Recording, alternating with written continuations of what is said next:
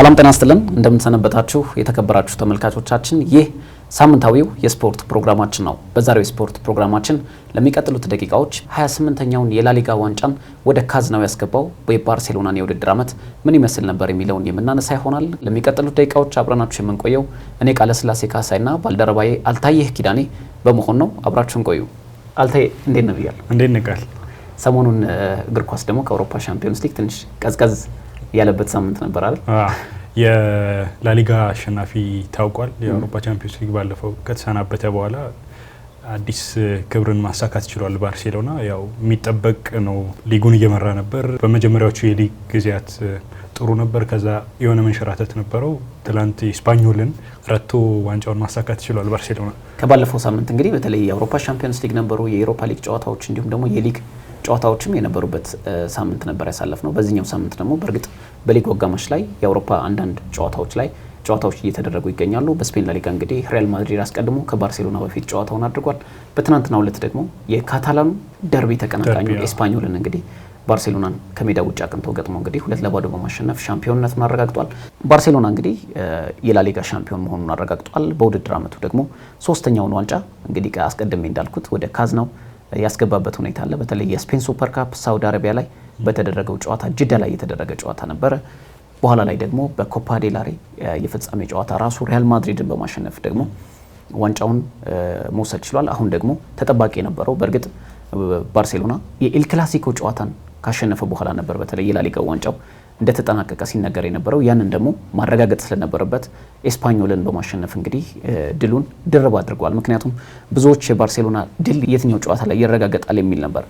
እርግጥ ኤስፓኞል ከባርሴሎና ጋር እንግዲህ የካታሎን ደርቢ ተቀናቃኝ እንደሆነ ይታወቃል። በርካታ ታሪክ ያላቸው ሁለቱም ክለቦች እንደሆኑ ይታወቃሉና በዛ ጨዋታ ላይ ደግሞ ዋንጫውን ማረጋገጡ ለባርሴሎና ድርብ ድል አድርጎለታል። እስኪ የባርሴሎና የውድድር ዓመት እንመልከትና አልታየ በተለይ በክረምቱ የዝውውር መስኮት አሰልጣኝ ዣቪ ሄርናንዴዝን በማሰናበት እንግዲህ ጀርመናዊ ባለልምዱ አሰልጣኝ ሃንሲ ፍሊክን ወደ አሰልጣኝነት ወንበርነት አምጥቷል። ብዙ ነገሮች ተብለው ነበር። በተለይ ባርሴሎና ከፋይናንስ ቀውስ ጋር በተያያዘ ተጫዋቾች ደሞዝ እስካለመክፈል የደረሰበት ሁኔታ የነበረበት አጋጣሚ ነበር። ቡድኑ ስፖንሰር እስከ ማጣት የደረሰበት አጋጣሚ ሁሉ የተፈጠረበት እንደነበር ይታወቃል። አንዳንድ ተጫዋቾች ደግሞ ክለቡን ለመልቀቅም እንዲሁ ያልተረጋጉበት ሁኔታዎች የባርሴሎናን የብሉግራናዎቹን የመልበሻ ክፍል ቤት የበጠበጡ ጉዳዮች እንደነበሩ ይታወቃል። ባለልምዱ አሰልጣኝ ሃንሲ ፍሊክ ባርሴሎና ከደረሱ በኋላ ግን ነገሮች መረጋጋትና መለወጥ የጀመሩበት አጋጣሚ ነበር። እስኪ ከሹመታቸው ከአሰልጣኝ ሃንሲ ፍሊክ የባርሴሎና ምርጫ የአሰልጣኞች ምርጫ በርካታ ስሞች ከባርሴሎና ጋር ሲያያዙ ነበረ ከነ ሮበርቶ ዲዘርቢን ጨምሮ የተለያዩ በርካታ አሰልጣኞች። ነገር ግን ሃንሲ ፍሊክ ነው በመጨረሻ ምርጫቸውን ያደረጉትና እስኪ ከዣቪ ሄርናንዴዝም ጋር የመቀጠል እድልም የነበረው አጋጣሚ ነበር። የሃንሲ ፍሊክ ባርሴሎና ከደረሱ በኋላ ያልተረጋጋው የመልበሻ ቤት ክፍልን ከማረጋጋት ጀምሮ ቡድኑ አስደናቂ የሆነ አጀማመርን አድርጓል። እስኪ የሃንሲ ፍሊክ የባርሴሎና ቤት የመጀመሪያዎቹ ሳምንታት ምን ይመስሉ ነበር? በኋላ ላይ ምን ለወጡ? አሁን ሻምፒዮን አድርገውታልና ያንን ጉዳይ እናንሳ። ባርሴሎና ዘንድሮ የውድድር ዘመን በመጀመሪያዎቹ ጊዜያት በተለይ አሁን አዳዲስ አሰልጣኞች ሲመጡ የምጠረጠረው ነገር አለ ወይ ስጋት ያሳድራል ደጋፊዎች ላይ።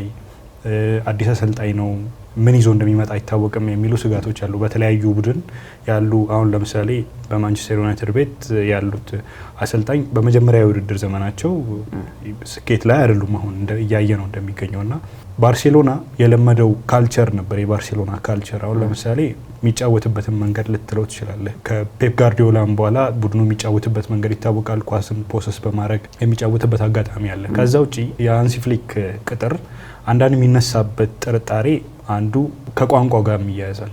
ጀርመናዊ ናቸው አሰልጣኙ። ወደዚህ ሲመጡ ስፓኒሽ እንዴት ነው የሚሆነው ማለት ብዙ ነገሮች አሉት። ምክንያቱም የመልበሻ ቤት ቁጥጥር ራሱን የቻለ ውስብስብ ነገር ነው።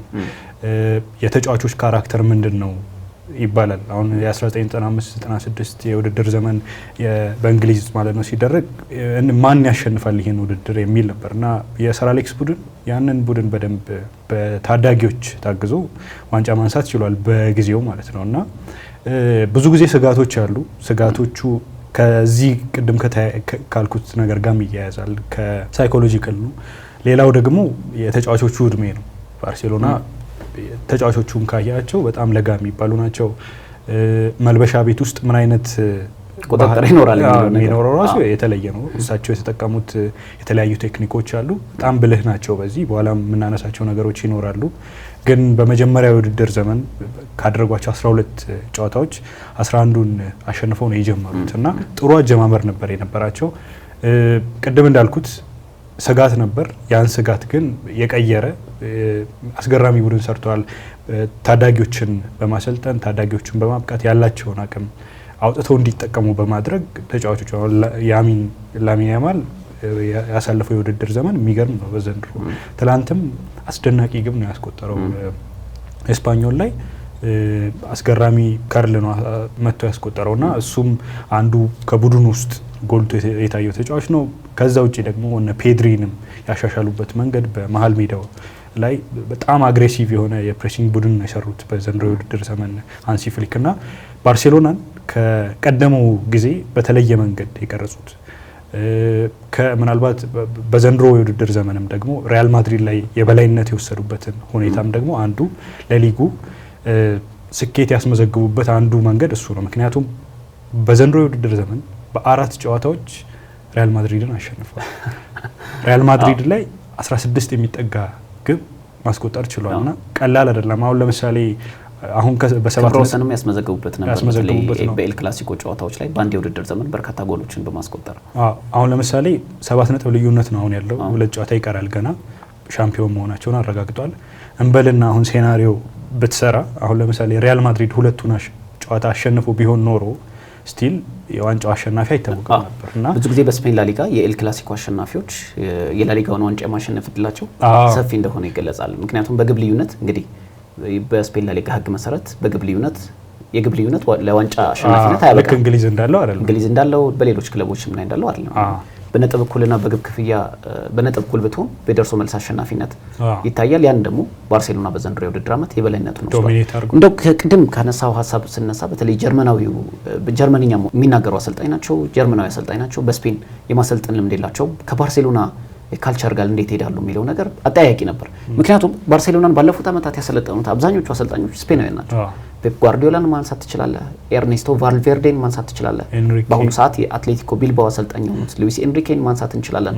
አሰልጣኝ ሃንሲ ፍሊክ የተኳቸው ዣቪ ሄርናንዴዝን መመልከት እንችላለን። በቅርብ ዓመታት እንኳን ባርሴሎናን ባለፉት ዓመታት በነ ሊዮኔል ሜሲ ወቅትም የነበሩት አሰልጣኞችን አብዛኞቹ በሚባል መልኩ በስፔናውያን አሰልጣኞች የተመሩ ናቸው። እንደውም መሀል ላይ ትንሽ ሮናልድ ኩመን ኔዘርላንዳዊ አሰልጣኝ በመሃል ቡድኑ በተረከቡበት ጊዜ ኔዘርላንዳዊም እንደመሆናቸው በቡድኑ ውስጥ ብዙ ክፍተቶችን ተፈጥሯል ተብሎ ይታመናል። ያንንም ጋፕ ለማጥበብ ስፔናዊ አሰልጣኝ መሾም ነበረብን ብሎ ያስባሉ። ዣቪ ሄርናንዴዝ በኋላ ላይ ተሾመ። ከዛ በኋላ ግን ጀርመናዊ አሰልጣኝ ሲሾሙ እውነትም ያልተጠበቀ ነበር። ግን አሰልጣኙ ምን ስኬት አሳኩ? በቡንደስሊጋው ክለብ ባየር ሙኒክ በነበራቸው ቆይታ ስትል የተሳካ ጊዜያትን አሳልፈዋል። ከአውሮፓ ሻምፒዮንስ ሊግ ጀምሮ 2 ጊዜ የቡንደስሊጋ ዋንጫን ጀምሮ የሱፐር ካፕ የክለቦች ዓለም ዋንጫ ማሸነፍ ሁሉ የቻሉ አሰልጣኝ ናቸው። እንዲሁም ደግሞ ዲኤፍቢ ፖካል የምንለው የጀርመን ዋንጫን ደግሞ ማሸነፍ ሁሉ ችለዋል። እኛ አሰልጣኝ በልምድ የሚታሙ አሰልጣኝ አይደሉም። 60 ዓመታቸው ናቸው። በጣም የተረጋጉ አሰልጣኝ ናቸው። ያንንም በባርሴሎና ተግብረውታል። በባርሴሎና ግን ፈተናዎች ነበሯቸው እኛ አሰልጣኝ። አንደኛው ቡድኑ አዲስ ተጫዋች ለማስፈረም የነበረበት የፋይናንስ ቀውስ ግልጽ ነበር። ተጫዋቾች ማስፈረም አይችልም ነበር። ያስፈረመው ተጫዋች በቁጥር 1 ብንጠቅሰው ወይ በልዩነት በአውሮፓ ዋንጫው ላይ ድንቅ ጊዜያትን ያሳለፈው ዳኒ ኦልሞ ነው። ዳኒ ኦልሞ ከላሊጋ ጋር በተያያዘ ከሬጅስትሬሽን ጋር በተያያዘ በርካታ ጨዋታዎች ላይ ያልተሰለፈበት አጋጣሚ ነበር። ብዙ ክፍተቶችም በክለቡ በላሊጋና በተጫዋቹ መሀል አነጋጋሪ ጉዳዮችም የተከሰቱበት ነበር። ሌላው ለአሰልጣኙ ትልቅ ፈተና የነበረው ራፊኒያን ማቆየት ነበር በዛ ክለብ ውስጥ። ምክንያቱም በአሰልጣኝ ዣቪ ሄርናንዴዝ ጥሩ ጊዜያትን አላሳለፈም ተብሎ ሲነገርለት የነበረው ብራዚላዊ ኮከብ ራፊኒያ በአሰልጣኙ ስር ምን አይነት ጊዜ ይኖረዋል የሚለው ነገር አጠያያቂ ነበር። ምክንያቱም እንደውም ራፊኒያ የሆነ ጊዜ ከሳምንታት በፊት ቃለ መጠይቅ ያደረገውን እየተመለከትኩ ነበር። በውድድር ዓመቱ በባርሴሎና እንዴት ቆየ ተብሎ ለተጠየቀው ጥያቄ ምክንያቱም ወደ እንግሊዝ ፕሪሚየር ሊግ ተመልሶ ይመጣል የሚሉ በርካታ ሀሳቦች ሲነሱ ነበር። የሳውዲ ክለቦች በርካታ ገንዘብ እያቀረቡለት ነበር። ግን በባርሴሎና ራሱን ማሳየት የሚፈልግበት ጊዜ እንደነበር ይታወቃል። የመጀመሪያ ያደረጉት አሰልጣኝ ሃንሲ ፍሊክ ራፊናን በግልጽ ማናገር ነበር፣ እዛ ክለብ ውስጥ ማቆየት ነበር እና ለባለቤቴ ያናግራት ነበር አለ ራፊኒያ። በቀጣይ ባርሴሎና የሚሾመው አሰልጣኝ ፍትሐዊ አሰልጣኝ ከሆነ እኔ በዚህ ክለብ ያቆየኛል የሚል በራሱ ምን ያህል ተማምኖ እንደነበር በዛ ክለብ ውስጥ የራሱን አሻራ ማሳረፍ እንዴት ፈልጎ እንደነበር የተናገረበት አጋጣሚ ነበርና ያንንም አሰልጣኝ ሃንሲ ፍሊክ አድርገውታል። ቀጥታ ባርሴሎና መልበሻ ክፍል ውስጥ እንደገቡ ያናገሩት ተጫዋች ራፊኒያ ነበር።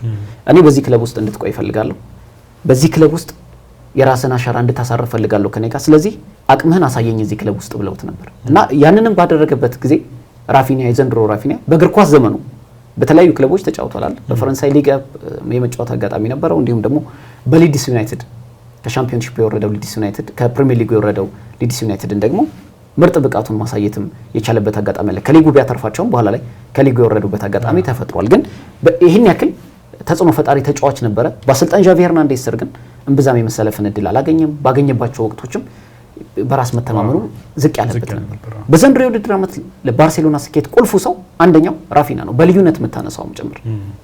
ያንን መመልከት በቂ የሚሆንብህ ምክንያቶች አንዱ በኋላ ላይ የምናነሳው ቢሆንም ማርክ አንድሬ ተር ስቴገን ግብ ጠባቂው የባርሴሎና ካፕቴንም ነው አምበልም ነው፣ ጉዳትን ባጋጠመው ወቅት የአምበልነቱ ሚና የሰጡት ለራፊኒያ ነው። ምን ያህል በቡድኑ ውስጥ ከሜዳ ላይ እንዲሁም ከሜዳ ውጭ እስከ መልበሻ ክፍል ድረስ በዘለቀው የባርሴሎና ስብስብ ውስጥ የራፊኒያ ሚና ከፍ ያለ እንደነበር በአሰልጣኝ ሃንሲ ፍሊክ ስር ያየንበት ነበርና የተጫዋቾች መረጋጋት በዛ ቡድን ውስጥ በአሰልጣኝ ሃንሲ ፍሊክ መፈጠሩ ትልቅ ጥራት ነበር ማለት እንችላለን ያሰልጣኙ። ሌላኛው አጀማመራቸው ቅድም እንደገለጽከው በጣም ጥሩ የሚባል አጀማመር እናደረጉ። ከመጀመሪያዎቹ 12 የላሊጋ ጨዋታዎች አንድ ሽንፈትን ብቻ ነበር የገጠማቸው። በኋላ ላይ ሌላ ፈተና ገጠማቸው። ቴር ስቴገን ከውድድር ዓመቱ ውጭ ሊያደርገው የሚችል ጉዳት ገጠመው። አሰልጣኙ መፍትሄ ማፈላለግ ነበረባቸው። ጓንቱን ሰቅሎ ቤቱ ተቀምጦ የነበረው ቮይቼክ ሼዝኒ አስፈረሙ። ይህ በጣም ትልቅ ውሳኔ ይጠይቃል። ለምሳሌ በአሁኑ ሰዓት አክቲቭ የሆኑ ፕሌየሮችን ማስፈረም የሚችልበት አጋጣሚ ነበረው ከተለያዩ ክለቦች ሊግ ላይ የሚጫወቱ። ነገር ግን ግብ ጠባቂ በጥሩ የዝውውር መስኮት ማስፈረም እጅግ ትልቅ ፈተና እንደሆነ ይታወቃል። ስለዚህ ሶስተኛው ግብ ጠባቂ ኢናኪ ፔኛ ወይ መጠቀም ነበረባቸው፣ ካልሆነ ደግሞ ትልቅ ውሳኔ ወስነው ቮይቼክ ሼዝኒን ማስፈረም ነበረባቸው። እርግጥ ብዙዎች ይላሉ ቮይቼክ ሼዝኒ መጫወት ይችል ነበር። ከዩቬንቱስ ከወጣ በኋላ የተለያዩ ክለቦች ቢፈልጉትም ጓንቱ መስቀል ነበር የፈለገው። ያንን ግን ያስፈረሙበት መንገድ ደግሞ ሌላ ድንቅ የእሳቸው ውሳኔ ነበር። በውድድር ዓመቱ ቮይቼክ ሼዝኒ የመጀመሪያዎቹ 22 ጨዋታዎች ራሱ ሽንፈት አልገጠመውም ግብ ጠባቂ እና ምን ያህል ውሳኔያቸው ትክክለኛ እንደነበር ያየንበት ነበርና አሰልጣኙ ከውሳኔዎቻቸው ጀርባ መልበሻ ክፍሉን የማረጋጋት ስራቸውን የሰሩበት መንገድ ለአሁን ያላቸው ስኬት አስደናቂ ነበር ብዬ አስባለሁ። በደንብ ከሱ ባሻገር ደግሞ የሚነሱ ነገሮች አሉ። ቅድምም በተወሰነ የጠቀስነው ነገር አለ አይደል? አንዳንድ ቡድን ውስጥ ተጫዋቾች ታዳጊ በሚሆኑበት ጊዜ የሚያሳዩት ካራክተር የተለያየ ነውና ያንን ገቨርን ማድረግ ራሱን የቻለ የቤት ስራ ነውና በመጀመሪያዎቹ ጊዜያት የወሰዷቸው አንዳንድ እርምጃዎች ነበሩ። አሁን ለምሳሌ ጁል ኩንዴ አርፍዶ ወደ ስብሰባ የመጣ ጊዜ በቀጣዩ ጨዋታ ተጠባባቂ ወንበር አድርገው እንዳስቀመጡት እናስታውሳለን። ከዛ ባሻገር ኢናኪ ፔኛ በተመሳሳይ እንደዚህ ስብሰባ ነበረው ቡድኑ እዛ ስብሰባ ላይ አርፍዶ መጣ እና በቀጣዩ ጨዋታ ላይ ተጠባባቂ ወንበር ላይ ያስቀመጡትና እንዴት የመልበሻ ቤቱን መንፈስ እንደቀየሩት የሚያሳይ ነው። ከዚህ በፊት በነበረው እንትን የሆነ የተረበሸ አይነት ነበር። ተጫዋቾቹ ገና ታዳጊ የምትላቸው ናቸው። ቡድኑን ደግሞ እንዳጠቃላይ የሰሩበትን መንገድ አስገራሚ ነው። ከዛ ውጪ በነፃነት ረገድም የሰጧቸው ነፃነቶች ነበሩ ለተጫዋቾች። ኢቭን የመልበሻ ቤት ሙዚቃ እስኪመርጡ ድረስ በደንብ ነፃነት የሰጧቸው ተጫዋቾች ነበሩ። ከዛ ባሻገር ደግሞ በአጨዋወት መንገድ ቡድኑ ከዚህ በፊት የነበረው ካራክተርም አለ እና ያው ስጋትም አለ አይደል? በመጀመሪያዎቹ ጊዜያት ይጫወቱ የነበሩበትን መንገድ ስጋት ያጭር ነበር። አግሬሲቭ የሆነ የፕሬሲንግ ቴክኒክ ነው የሚጠቀሙት። እንደምናውቀው በዘንድሮ የውድድር ዘመን አግሬሲቭ ከሆነ የፕሬሲንግ ቡድን አንዱ ባርሴሎና ነው። በአውሮፓ ቻምፒዮንስ ሊግ ጨዋታ ከኢንተር ጋር የነበረውን እናስታውሳለን። ከዛ ውጭ የተገበሩት የነበረውን በሊጉ የነበረው አንዱ ያጫወት ስልት እሱ ነው እና ተጫዋቾቹም ለዛ አጫወት በደንብ የተሰፉ ይመስሉ ነበር። አሁን ለምሳሌ ግብ ጠባቂ ብዙ ጊዜ የስዊፐር ኪፐሮች ይባላሉ። በጣም እየወጡ የሚጫወቱ ግብ ጠባቂዎች ነበሩና ገና ወደ የፕሪሲዝን ቅድመ ዝግጅት ላይ እያደረጉ ወጥተው የተናገሩት ነገር ኢናኪ ፔኛ አንድ ፕሬስ ኮንፈረንስ ላይ ሲያወራ ነበር ስለዚህ ጉዳይና በተጋጣሚ ቡድን ሜዳ ላይ ነው ተከላካዮች እንዲቆሙ የምፈልገው የሚል ክሊርሊ እንዴት መጫወት እንዳለባቸው ድንበር ያስቀምጡበት ሁኔታ ነበር የተፈጠረውና ከዛ በኋላም ቡድኑን ስታየው በጣም አግሬሲቭ የሆነ የፕሬሲንግ ቡድን ተጫዋቾቹ አማካዮቹ ልክ አጥቂዎቹን በሚያግዙበት መንገድ በደንብ ተጠግተው ቡድኑ አግሬሲቭ የሆነ የፕሬሲንግ ቡድን እንዲሆን አድርገውታል። አንዳንድ ቁጥራዊ መረጃዎችን ለዚህ ብትጠቅስ ምናልባት ከአውሮፓ ቻምፒዮንስ ሊግ ከአጠቃላይ በሊጉ እና በአውሮፓ ቻምፒዮንስ ሊግ ካደረጓቸው ጨዋታዎች 164 ጊዜ የተጋጣሚ ቡድንን ኦፍሳይድ አስገብተዋል። ይሄ ማለት ምን ማለት ነው? ብዙ ጊዜ በመሀል የሜዳ ክፍል ተጠግቶ ተከላካዮቹን ወደ መሀሉ በሃይላይን በዲፌንሲቭ ሃይላይን የሚጫወት ቡድን ብዙ ጊዜ ኤክስፔክት ምን ታደርጋለህ? ስፔስ ይተዋሉ ከጀርባው እና ሪስኪ ነው።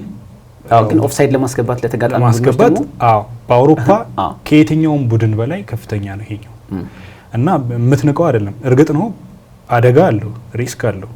ግን የትኛው ይበልጣል የሚለው መሰረታዊ ነገር ነው። ያው ኳስ ትንሽ ግን አደጋው ካልከው አይቀር የባርሴሎና የተከላካይ መስመር ዘንድሮ በርካታ ጥያቄዎች የተነሱበት ነበር አይደል? እንደውም ባለልምዱ የመሀል ተከላካይ ኢኒጎ ማርቲኔዝ የተሻለ የውድድር ዓመትን አሳልፏል። ሌሎቹ ሮናልድ አውራሆ ብጠቅስ ክሪስቴንሰንም ያው በጉዳት ለረጅም ጊዜ አልነበረም። አብዛኞቹ ተጫዋቾች እድሜያቸው ትንሽ መሆኑ ባለልምድ ተጫዋች በዛ ቦታ ላይ የለውም እስኪባል ድረስ በተለይ የባርሴሎና የተከላካይ መስመር የተረጋጋ አይደለም ይባል ነበር። እርግጥ አሁንም ተጫዋች ማስፈረም እንዳለባቸው በዛ ቦታ ላይ በኋላ ላይ የምናነሳው ቢሆንም በተለይ ባርሴሎና በቀጣይ የውድድር ዓመት ምን ሊመስል ይችላል የሚለው ልናነሳው ስለምንችል ተጫዋች ማስፈረም እንዳለበት ይሰማኛል። እዛ ቦታ ላይ የአማካይ ክፍሉና የአጥቂ ክፍሉ እጅግ የተሟላ ነው። እንከን ልታወጣበት ሁሉ ትቸገራለህ። የባርሴሎና ከአማካይ ጀምሮ እስከ ፊት መስመር ያለው አማካይ ክፍል ላይ እነ ፍራንክ ዲዮንግ እነ ፔድሪ ጎንዛሌዝ ያላቸው ጥምረት እጅግ አስደናቂ ነበር። ሌሎቹንም እነ ፈርሚን ሎፔዝን ማንሳት ትችላለህ። በዛ መስመር ላይ እየተቀየሩ ሲገቡ ድንቅ ስራ ነው የሰሩ። እነ ጋቪን ማንሳት እንችላለን። በፊት መስመር በኩል የተሟላ ነበር። ራፊኒያን ማንሳት ትችላለህ። ወጣቱ ኮከብ ላሚን ያማል፣ ሌቫንዶቭስኪ አለ። ሌቫንዶቭስኪ ባልነበረበት ወቅት ደግሞ ፈራን ቶሬስ አለ። እነዚህ ተጫዋቾች የተሟላ ስኳድ ነበረው ባርሴሎና ከአማካይ ጀምሮ ወደፊት። በግራ መስመር በኩል ግን እጅግ ሲፈተኑ ነበር። በግራ መስመር ስትመለከት እና አሌክስ ባልዴ ተደጋጋሚ ጉዳት ማስተናገዳቸውም በእርግጥ እሱ የቀጣዩ ዓመታት የባርሴሎና ፊቸር እንደሆነ በቋሚነት ሊጫወት የሚችል ተጫዋች እንደሆነ ይታወቃል። ግን የመሀል መስመር ተከላካዩ የመሀል ክፍል ተከላካዩ ግን ትንሽ ያልተረጋጋበት አጋጣሚ ነበር። ይህንን ክፍተት ለመሙላት ግን አትሊስት ተከላካይ መስመሩ በሃይላይን እንዲጫወት በማድረግ የተጋጣሚ አጥቂዎችን የተቃራኒ ቡድን አጥቂዎችን በኦፍሳይድ ሲስተም በማስገባት ሁሉ ይህንን ስራ መስራታቸው ትልቅ አንዱ ታክቲካል ነገር ነው። ታክቲካል ውሳኔው የሰራላቸው ይመስላል። ምክንያቱም ጠንካራ የተከላካይ ክፍል ባርሴሎና ዘንድሮ አልነበረውም። አብዛኞቹ ጨዋታዎች ላይ ተመልክታቸው ከነበር በተለይ ቮቼችዝኒም ከመጣ በኋላ በርካታ ግቦችን አድኗል ከተከላካዮች ያለፉ ሁሉና የተከላካይ ክፍሉ ትንሽ የባርሴሎና ዘንድሮ ጥያቄ ልታነሳበት የምትችለው አንደኛው ክፍል የተከላካይ ክፍሉ ብቻ ነው ብዬ ነው የማስበው። አዎ ከሱም ባሻገር አሁን ቀደም እንዳልኩትም ግብ ጠባቂዎቹ ያው ስፔስ ይተዋል፣ ከተከላካዮቹ ጀርባ ስፔስ ይተዋሉና በአውሮፓ ትልልቅ ሊጎች ካሉት 5 ሊጎች ማለት ነው በከፍተኛ ደረጃ ስዊፐር ኪፐር ሆነው ወደፊት ከተከላካዮቹ ጀርባ የሚጣሉ ኳሶችን ያጸዱ ከፍተኛ ቁጥር የሚይዙት የባርሴሎና ግብ ጠባቂዎች ናቸው። ኢናኪ ፔኛ ያው እንትና ተር ስቴገን ከተጎዳም በኋላ የመሰለፍ እድል አግኝቷል። ቦይሴስ ሴርኒ እሱም በተመሳሳይ ይህንን በተደጋጋሚ ሲያደርግ የነበረ ነው። ግን ቅድም እንዳልከው የቡድኑን ድክመት ወደ ጥንካሬ የለወጡበት መንገድ አንዱ ቅድም ካልነው ከሰው አስተዳደራቸው ከመልበሻ ቤት ቁጥጥራቸው ከዛ ባሻገር ደግሞ ይህንን አይነት ድክመት ወደ ጥንካሬ እንዲሄድ ያደርጉበት መንገድ አንዱ የሃንሲ ፍሊክ የዘንድሮ የውድድር ዓመት ስኬት አስመዝግቧል ማለት የሚያስችል ነው። ከ2017 ምክንያቱም እዛው ያለ ለመጨመር ባለልምድ ያልሆነው ፓው ኩባርሲ ስፔናዊ ተከላካይ 18 ዓመቱ ነበር ኃላፊነት ሰጥተው እዛ ቦታ ላይ ሲያጫውቱት የነበረው በትልልቅ ጨዋታዎች ላይ ራሱ ያንን ተጫዋች ለመጠቀም ሞክረዋል። በእርግጥ ኢኒጎ ማርቲኔዝ በዛ ቦታ ላይ መገኘቱ ከልምድም አንጻር ተጫዋቹን ከማገዝ አንጻር ትልቅ ስራን ሰርቷል። ግን የተረጋጋ አልነበረም። ለምሳሌ ትናንት እንኳን በኤስፓኞል ጨዋታ ላይ ብንመለከት ሮናልድ አውራሆና ክሪስቴንሰን ነበር ያሰለፏቸው። ሁለቱ በርካታ ጥያቄዎች የተነሱባቸው ተከላካዮች ናቸው። ክሪስቴንሰን ይህን ያክል ጥያቄ የምታነሳበት ከፊዚካል ፊትነስ ጋር ተያይዞ በርካታ ጨዋታዎች በጉዳት አልነበረም። እንደውም በጥሩ የዝውውር መስኮት ክለቡን የመልቀቅ ሁሉ እድል ነበረው። አራሁ በጥሩ የዝውውር መስኮት ወደ ዩቬንቱስ ሊያቀና ሁሉ ነገር አልቆ ነበረ። ግን ለበርካታ ዓመታት እንፈልጋለን በሚል አቆይተውታል። ግን ባለፉት ሳምንታት በባርሴሎና ደጋፊዎች በርካታ ትችቶች ሲሰነዘሩበት የነበረ ተጫዋች ነው እና ያንን በ18 ዓመት ተጫዋች ቦታ ለመሸፈን ራሱ መሞከር ትልቅ ኃላፊነት ነበር። ይህንን ለማድረግ የወሰኑት ውሳኔ ምንድነው? ልክ ቅድም እንዳልነው የተቃራኒ ተጋጣሚ አጥቂዎችን በኦፍሳይድ ሲስተም ከጨዋታ ውጭ በማድረግ አብዛኛው ጨዋታ ላይ የተሳካ ጊዜያትን አሳልፈዋል። ለዚህ ደግሞ የመጀመሪያው የኤል ክላሲኮ ጨዋታ እነ ኪሊያን ምባፔ ከ6-7 በላይ ኦፍሳይድ ሲስተም ያስገቧቸውን አጋጣሚዎችን ተመልክተናል። ምባፔ ከ2 በላይ ጎሎችን አስቆጥሮ ነበር አይደል በዛ ጨዋታ ላይ። ግን ከጨዋታ ውጭ የተባለበት አጋጣሚ ሁሉ አንዱ ያሰልጣኙ የተጠቀሙት ታክቲካል ውሳኔ የተሳካ ነበር። በሚገባ ከተጫዋቾች እድሜ ጋር በተያያዘ ለጋ ቡድን ነው አይደለም ይሄ ቡድን። አለን ሃንሰን የቀድሞ የሊቨርፑል ተከላካይ ምን ይላል? ብዙ ጊዜ በታዳጊ ቡድን የሚጫወት ቡድን ዋንጫ አያነሳም የሚል አሰምሽን አለ እና የ1995-96ቱ የአሌክስ ፈርጉሰን ቡድን የሊጉን ዋንጫ በማንሳት ይህንን ሀሳብ ፉርሽ ያደረገበት መንገድ እናስታውሳለን። ልክ በዛው አንጻር ይህንን ቡድን ይዞ ሻምፒዮን መሆን አስቸጋሪ ነው ይባላል። የነበሩት ተጫዋቾች 21 20 አሁን ለምሳሌ 17 ዓመቱ ነው ያማል። ከዛ ውጭ የነበሩትና ፔድሪ በአውሮፓ ዋንጫው ጎልቶ የወጡ ናቸው። በሊጉ እንዴት እነዚህን ተጫዋቾች አቀናጅተው ልምድ ካለው ሮበርት ሌቫንዶቭስኪ ጋር በማጣመርም በተለይ የፊት መስመሩን አስፈሪ ለማድረግ ያደረጉበት ጥረት የአሰልጣኙን ብስለት የሚያሳይ ነው። ቅድም ካልናቸው ነገሮች በተጨማሪ ካላቸው የመልበሻ ቤት ቁጥጥር መንገድ በተጨማሪ ማለት ነውና ቡድኑን በብዙ መልኩ የቀየሩበት መንገድ ነው። ምናልባት ከ2017-18 በኋላም ነው ቡድኑ በአንድ የውድድር ዓመት ኮፓ ዴል ሬይ እና ላሊጋን ማሳካት የቻለው ትልቅ ስኬት ነው። ምናልባት እንደውም ከዚህ ቀደም አስፈሪ የነበረው ቡድን ነበር ሜሲ፣ ሱዋሬዝ፣ ኔይማር 2014-15 የነበረው የሉዊስ ኤንሪኬ ቡድን ቻምፒዮንስ ሊግ አንስቷል፣ ላሊጋ አንስቷል። በጣም ጠንካራ ቡድን ነበርና ፔፕ ጋርዲዮላም እንደውም ይለዋል አይደለም በህይወት ዘመኔ ከገጠምኳቸው ከባባድ ቡድኖች መካከል አንዱ ያ ቡድን ነው ይላልና ትንሽ የሚያስፈራ ቡድን ነው። በፊት መስመሩ ላይ በተለይ ሶስቱ የነበራቸው ጥምረት እጅግ አስደናቂ ነበር። ምናልባት በዘንድሮ የውድድር ዘመንም የፊት መስመሩ ከዛ ጊዜ በኋላ እኔ ካየሁት ቡድን በጣም አስፈሪው የፊት መስመር የባርሴሎና ይህ ቡድን ነው። የሚገርመው ነገር 36 ዓመቱ ነው ሮበርት ሌቫንዶቭስኪ። በዘንድሮ የውድድር ዓመት እንደውም በርካቶች ለሌሎች ተጫዋቾች ትኩረትን አድርገዋል ብዬ አምናለሁ። በ36 ዓመቱ በሁሉም ውድድሮች 40 ጎሎችን ያስቆጠረ እጅግ ከፍተኛ የሆነ ቁጥር ነው። በተከታይነት ከሚገኙት ወይ ደግሞ የፊት መስመሩን መርተዋል ከሚባሉት ተጫዋቾች እርግጥ ላሚን ያማልን በዚህ ቁጥር ማንሳት አንችልም። 17 ዓመቱ ነው። ማድረግ ያለበትን ነገር ብቻ እንዲያደርግ ሜዳ ላይ የምታዘው ተጫዋች። ይሄ ጎል አላስቆጠረም ወይ ደግሞ ይሄ አሲስት አላደረገም ለግብ አመቻችቶ አላቀበለም የምትለው ተጫዋች አለ። ገና በጣም ኪድ የሆነ ተጫዋች ነው። በቀጣይ ዓመታት የዓለምን እግር ኳስ ሊቆጣጠራል ብለህ የምትገምተው ተጫዋች ነው። ገና ሼፕ እየተደረገ የሚሄድ ተጫዋች ነው እንጂ ራሱን ነጥሮ በአውሮፓ እግር ኳስ ራሱን ለዓለም ስላሳየ እንጂ በዚህ ልክ እንትን የምትለው ተጫዋች አይደለም። በእርግጥ በሁሉም ውድድሮች 17 ያህል ጎሎችን አስቆጥሯል። በላሊጋው ብቻ 8 ጎሎችን አስቆጥሯል። ሌቫንዶቭስኪ በ36 ዓመቱ 40 ጎሎችን አስቆጥሯል በሁሉም ውድድሮች። በስፔን ላሊጋ የከፍተኛ ግብ አስቆጣሪነት በኪሊያን ምባፔ ብቻ ነው የሚበለጠው። 25 ጎሎችን አስቆጥሯል። ይህ ቀላል ቁጥር አይደለም፣ በተለይ በዚህ እድሜ ላይ ለሚገኝ ተጫዋች። ሌላኛው ራፊኒያ ነው። ራፊኒያ በርካታ ጎሎችን በዚህ ካስቆጠሩ ተጫዋቾች መካከል አንደኛው እንደሆነ ይታወቃል። 34 ጎሎችን በሁሉም ውድድሮች ያስቆጠረ ሲሆን 18 ጎሎችን ደግሞ በላሊጋው አስቆጥሯል። ስለዚህ የሶስቱም ተጫዋቾች ጥምረት 51 ጎሎችን አስቆጥረዋል በዘንድሮ ውድድር ዓመት። ባርሴሎና በላሊጋው አጠቃላይ 97 ጎሎችን ያስቆጠረው። ስለዚህ ከግማሽ በመቶ በላይ ጎሎችን ያስቆጠሩት እነዚህ ሶስት ተጫዋቾች ናቸው። የሶስቱም ተጫዋቾች ጥምረት ይሄ ስሪ ጄኔሬሽናል ታለንት እንደምንለው ማለት ይችላል። ለምሳሌ ጋፑን ብንመለከተው ከሌቫንዶቭስኪ እስከ ራፊኒያ ድረስ የ8 ዓመት ልዩነት አለ። አንድ ዲኬድ ልንለው ወይ ደግሞ 10 ዓመት ልንለው 2 ዓመታት ነው የቀሩት። ከራፊኒያ እስከ ላሚን ያማል ድረስ የ11 ዓመት ልዩነት አለ። ስለዚህ ሶስቱም በተለያየ ጄኔሬሽን የተጫወቱ ተጫዋቾች እንደሆኑ በግልጽ ማየት እንችላለን። እርግጥ ራፊኒያና ሌቫንዶቭስኪ ሁለቱም በአውሮፓ ባለፉት ዓመታት ራሳቸውን አሳይተዋል በእግር ኳሱ ዓለም። ላሚን ያማል ደግሞ በአሰልጣኝ ዣቪ ሄርናንዴዝ እድል ተሰጥቶት አምና ያየነው ተጫዋች ነው። ከዛ በኋላ በአውሮፓ ዋንጫ ራሱን ይበልጥ አሳየ። በዘንድሮ የውድድር ዓመት ደግሞ አነጋጋሪ ሆነ። ስለዚህ የሶስቱም ተጫዋቾች ጋፕ ሰፊ ቢሆንም አሰልጣኙ ግን ባላንስ አድርገው የሶስቱንም አቅም በውድድር ዓመቱ ተጠቅመዋል። ይህ በሁሉም ውድድሮች አይተነዋል። በስፔን ላሊጋ እንዳልኩ ባርሴሎና ካስቆጠራቸው 97 ጎሎች 51 ያህሉ ሶስቱ ተጫዋቾች ብቻ ያስቆጠሩት ነው። በአውሮፓ ሻምፒዮንስ ሊግ እስከ ግማሽ ፍጻሜ ለተጓዘው ቡድን ድንቅ ግልጋሎትን ሰጥተዋል። በስፔን ኮፓ ዴል ሬይ እና በስፔን ሱፐር ካፕ ዋንጫ ላይ እነዚህ ተጫዋቾች ግቦችን አስቆጥረዋል። ሶስተኛ ዋንጫውም ለባርሴሎና አስረክበዋል እና አሰልጣኙ በሶስቱም ተጫዋቾች ያለውን ጋፕ አጥብበው የሶስቱንም አቅም ተጠቅሟል። ከባለ ልምድ ጀምሮ ቡድን መምራት ላይ ደግሞ ራፊኒያን ተጠቅሞ የወጣቱ ኮከብ አቅምንና ክህሎትን ደግሞ በሚገባ ተጠቅመውበታልና አሰልጣኙ በዚህ መልኩ እድለኛ ናቸው። በተለይ በዚህ ስብስብ ውስጥ የሚገኙ እንደነዚህ አይነት ተጫዋቾች መያዛቸው። ሌላው አብዛኞቹ ተጫዋቾች ከላማሲ አካዳሚ መምጣታቸው ደግሞ በጋራ የመጫወት አቅማቸውን የበለጠ ሰፊ እንዲሆን አድርገውታል። በቡድን ውስጥም ተግባራዊ እንዲሆን አድርገውታል። ሌላኛው መዘንጋት የሌለበት ፔድሪ ነው። ፔድሪ በየጨዋታዎቹ ያሳየው እንቅስቃሴ ለአሰልጣኝ ሃንሲ ፍሊክ ውበትን ሰጥቶታል፣ ግርማ ሞገስን አላብሶታል ይህም ቡድን።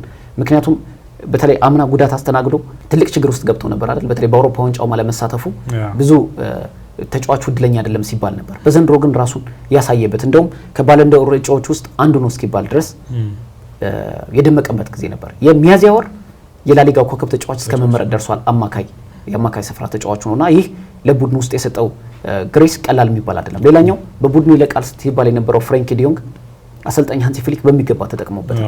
ይህ ተጫዋች አሁን በቀጣይ በባርሴሎና ውስጥ የመቆየት እድሉም ሰፊ ይሆናል ተብሎ ይጠበቃል። ምክንያቱም በተከላካይ አማካኝነት ቦታ ላይ በተደጋጋሚ ሲያሰልፉት አይተናል። ወደ ግብ እየቀረበ የላካቸውን ኳሶች የተመለከትንበት አጋጣሚ አለ። ይህ ሁሉ ስኬት ተዳምሮ ግን ባለልምድ እስከ ወጣት ከዋክብቶች ከ36 ዓመት ሮበርት ሌቫንዶቭስኪ እስከ 17 ዓመት ላሚን ያማል ድረስ የነበረው ጥምረት እጅግ አስደናቂ ነበር። ባርሴሎና 28ኛውን የላሊጋ ዋንጫ አሸንፏል። በቀጣይ የባርሴሎና ቡድን ከዚህ በላይ አስፈሪ ሆኖ ይመጣል ብለህ ታስባለህ?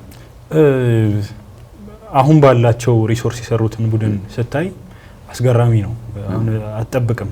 የመጀመሪያ ውድድር ዘመናቸው ነው፣ ተጫዋቾቹ ለጋ ናቸው ምናምን የሚል ነገር ልታነሳ ትችላለህ። ግን በቀጣዩ ያው ያለበት የፋይናንስ ችግር ይታወቃል። አንዳንድ እንደውም ተጫዋቾችን ማስመዝገቡላ እስካይችል ድረስ አንዳንድ ችግሮች ነበሩ።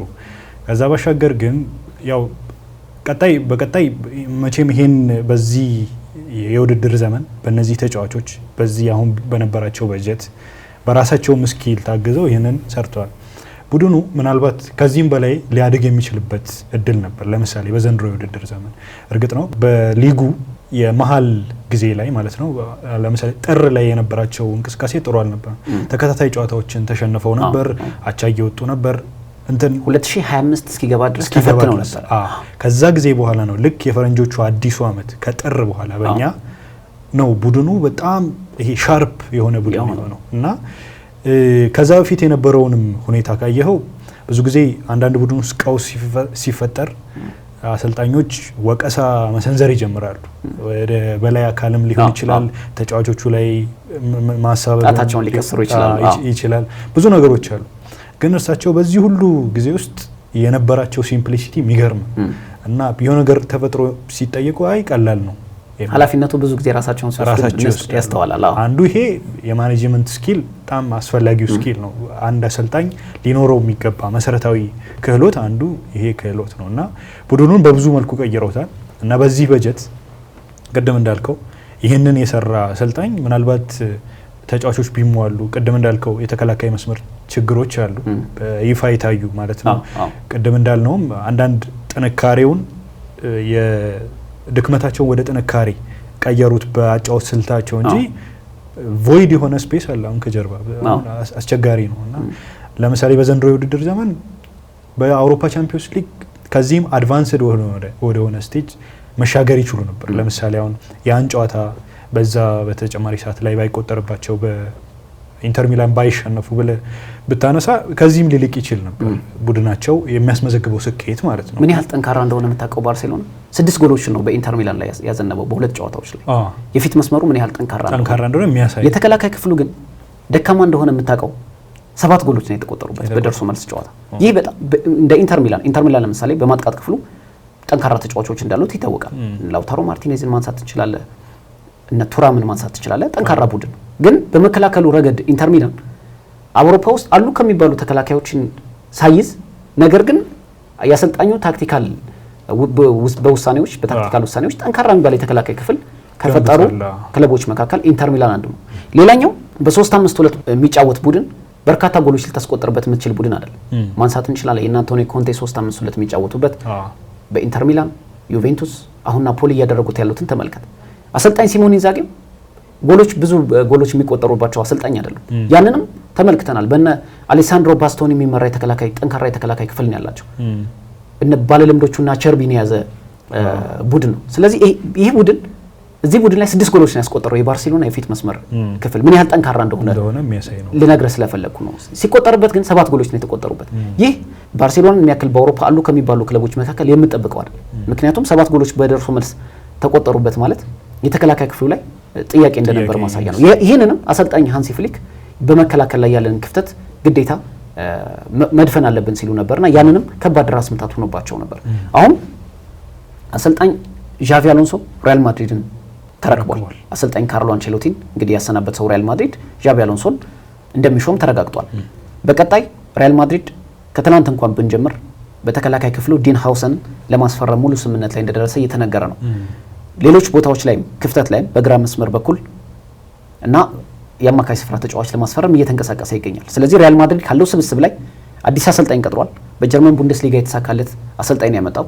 ስለዚህ የተሻለ ቡድን ለመገንባት አቅዷል። እሱም ብቻ ሳይሆን ከአንድ ወር በኋላ ጊዜ የሚደረገው በክለቦች ዓለም ዋንጫ ላይ ያንን ዋንጫ ማሸነፍ እንዳለባቸው ታርጌት አድርገዋል። ትሬንት አሌክሳንደር አርኖልድን በቀኝ ተከላካይ ክፍል ላይ አሟልተዋል።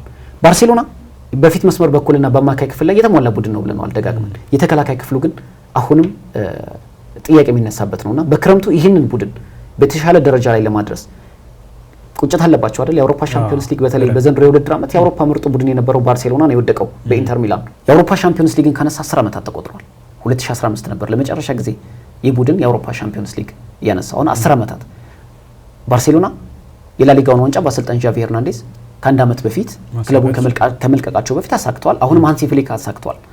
የአውሮፓ ሻምፒዮንስ ሊግ ነው ቀጣይ ኢላማቸው። ስለዚህ ይህንን ቡድን የአውሮፓ ሻምፒዮንስ ሊግ እንዲያነሳ ለማድረግ ግን በአውሮፓ አሉ የሚባሉ ጠንካራ ተከላካይ ክፍሎችን ማስፈረም አለበት ብዬ አስባለሁ። በደንብ አሁን ሪያል ማድሪድም ቤት ስራ አለበት አይደለም። ባሳለፍነው ክረምት አንዱ ሰርቶታል ከተባለው ስህተት መካከል አንዱ ተከላካይ መስመር ላይ ተጫዋቾችን ይድናሉ ብሎ ሲጠብቅ ነበር። ዴቪድ አላባ፣ ኤደር ሚሊታው ጉዳት ላይ የነበሩት በቀኝ መስመር ላይ የነበረው ተጫዋች ዳኒ ካርቫሃል ያው ሪስ ጀምስን እናስፈርማለን ሲሉ ነበር ግን አልሳካላቸውም። እሱም ያው በጉዳት እንትን ነበር። ሌኒ ዩሮንም ሲፈልጉት ነበር አይደለ እና ማስፈረም ይገባቸው የነበሩትን ተጫዋቾች ባለማስፈረማቸው ተቀጥተዋል። በዘንድሮ ያለምንም ዋንጫ ገና 30 ምናምን ጨዋታ እየተደረገ በርካታ ግብ ተቆጥሮባቸዋል ሪያል ማድሪድ እና የተከላካይ መስመሩ የተረበሸ ነበር። የቤት ስራ ይጠብቀዋል። ቅድም እንዳልከው ሃውሰን ኦልሬዲ ከስምምነት ላይ ደርሰዋል። ሌሎች ተጫዋቾቹንም ያድናሉ ተብሎ ይጠበቃል። በአውሮፓ ቻምፒዮንስ ሊግን በዘንድሮ የተሰናበቱበት መንገድ ቁጭትን የሚያጭር ነው። ፕላስ በጀርመን የተሳካለት አንድ አሰልጣኝ አምጥተዋል አሎንሶን። ምናልባት ሪያል ማድሪድም በቀጣይ በሊጉ በአውሮፓ ቻምፒዮንስ ሊግም ቀላል የሚባል ቡድን አይሆንም ተብሎ ይጠበቃል። እንግዲህ በቀጣይ የምንመለከተው ይሆናል። ባርሴሎና ግን በዘንድሮ የላሊጋ ሻምፒዮንነቱን በላይ የምንጊዜም ተቀናቃኙ ሪያል ማድሪድን 4 ጊዜ በውድድር ዓመቱ አሸንፎታል። በላሊጋው በደርሶ መልስ ማሸነፉ የበላይነቱን አረጋግጧል። የዋንጫው ድል ደግሞ በካታሎን ተቀናቃኙ ኤስፓኞል ላይ ሄዶ እንግዲህ 28ኛውን የላሊጋ ዋንጫ ወደ ካዝናው አስገብቷል። እንግዲህ ያልታየ የባርሴሎናን የሻምፒዮንነት ጉዞ ምን ይመስል ነበር? ከአሰልጣኝ ሃንሲ ፍሊክ ጋር የወጣትና ባለልምድ ተጫዋቾቹን ስብስብ አካተው እንግዲህ አስደናቂ ቡድን በዘንድሮው ውድድር አስመልክተውናል። በዚህም እንግዲህ 3ኛ ዋንጫውን ባርሴሎና ወደ ካዝናው አስገብቷል። የስፔን ሱፐር ካፕ፣ የኮፓ ዴል ሬና እንዲሁም ደግሞ የላሊጋን ዋንጫ ማሸነፉ ተረጋግጧል። በቀጣይ የውድድር ዓመት ባርሴሎናን ምን ሊመስል ይችላል የሚለውን ደግሞ በክረምቱ የዝውውር መስኮት የሚያደርጋቸው እንቅስቃሴዎች ተመልክተን ደግሞ በቀጣይ የምንሰራው ፕሮግራም ይኖራል። እንግዲህ ተመልካቾቻችን የባርሴሎና ሻምፒዮንነትን በተመለከተ ይህንን ይመስል ነበር።